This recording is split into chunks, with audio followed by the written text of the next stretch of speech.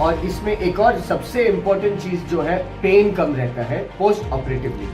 एक और अच्छी चीज जो रोबोटिक नी रिप्लेसमेंट में जो सबसे ज्यादा एडवांटेज है वो है पार्शियल नी रिप्लेसमेंट। ये पार्शियल नी रिप्लेसमेंट जो होता है, जिन लोग को पूरा घुटना खराब नहीं हुआ है, इनको जो आधा घुटना, एक तरफ का जो घुटना खराब हुआ है, वो सिर्फ चेंज होता है।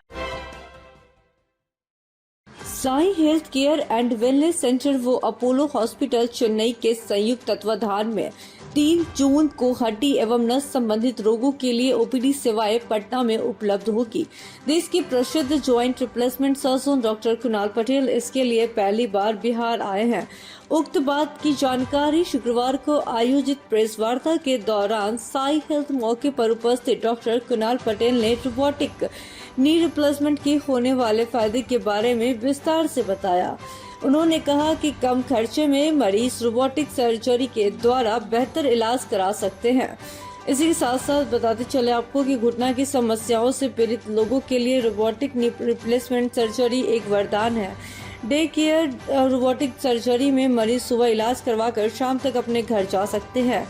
ज्ञात हो कि इस विशेष शिविर में सेंटर के चिकित्सकों द्वारा नस, जोड़ों के दर्द, जोड़ प्रत्यारोपण, हाथ पैर में झंझनाहट, कमर, घुटना, लकवा, मधुमेह, बीपी, शुगर, फिजियोथेरेपी सहित अन्य बीमारियों का जांच एवं उपचार किया जाएगा।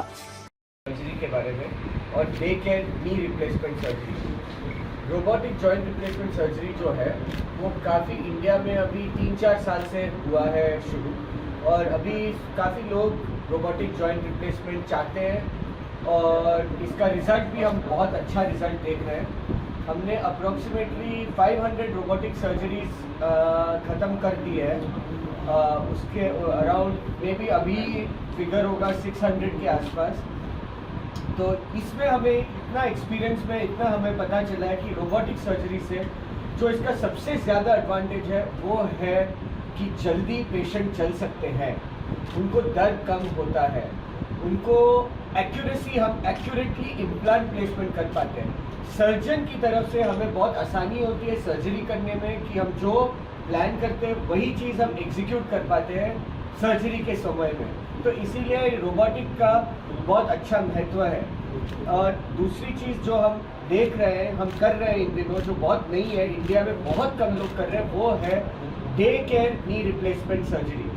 आप सुबह आते हैं, सुबह एडमिट होते हैं, रात को चल के हम पेशेंट को वापस घर भेज देते हैं। इसको बोलते हैं day care knee replacement surgery, जो विदेशों में, यूरोप, अमेरिका में काफ़ी टाइम से हो रहा है, अभी हम इंडिया में भी करने लग गए हैं। जिन पेशेंट्स, इसमें सिर्फ जो पेशेंट्स का 70 से ऊपर एज होता है, या जिनको ज़्यादा बीपी या अनकंट्रोल्ड शुगर होता है या हार्ट प्रॉब्लम होता है, ये लोग को नहीं करते हैं। उसके अलावा सब पेशेंट्स को करते हैं। जब हम इतना कॉन्फिडेंटली आपको बता सकते हैं डे केयर नी रिप्लेसमेंट, मतलब आप समझ सकते हैं कि एक दिन में पेशेंट चल सकता है, जिससे उनका दर्द, मतलब कि उनका दर्द कंट्रोल में रहता है, जो वो सहन कर सकते हैं, तो वो घर जा सकते हैं। और घर जाने की अच्छी चीज़ क्या है कि हॉस्पिटल का जो एनवायरनमेंट है, हॉस्पिटल में जो लगता है पेशेंट को, कि मरीज़ को, कि हम बीमार है, तो ये चीज़ लगती नहीं है, क्योंकि उसी दिन आप घर जाते हैं। पहले 15 साल पहले नी रिप्लेसमेंट सर्जरी लोग 10 से 14 दिन हॉस्पिटल में रहते थे। अभी इतनी आसान हो गई है सर्जरी कि एक दिन में हम घर भेज सकते हैं। और इसमें एक और सबसे इम्पोर्टेंट चीज़ जो है, पेन कम रहता है पोस्ट ऑपरेटिवली।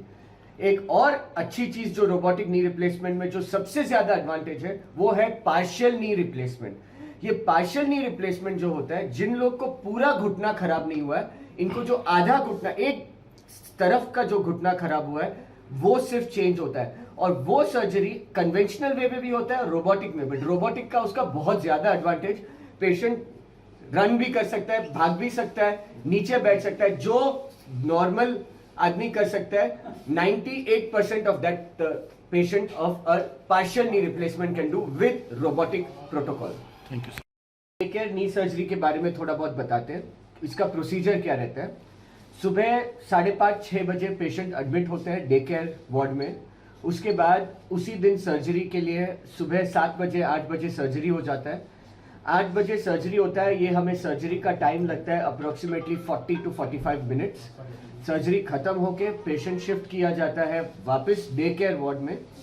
उसके बाद उनको 3 घंटे बाद रेस्ट 3 घंटा बेड रेस्ट के बाद उनको खड़े रखा जाता है, उनको सिखाया जाता है कि क्या क्या एक्सरसाइज करना है, कैसे एक्सरसाइज करना है, कैसे चलना है। फिजियोथेरेपिस्ट आके सिखा देते हैं और पेन ना हो उसके लिए हम ऑलरेडी एक इंजेक्शन देते हैं जो रात में उनको दर्द ना हो।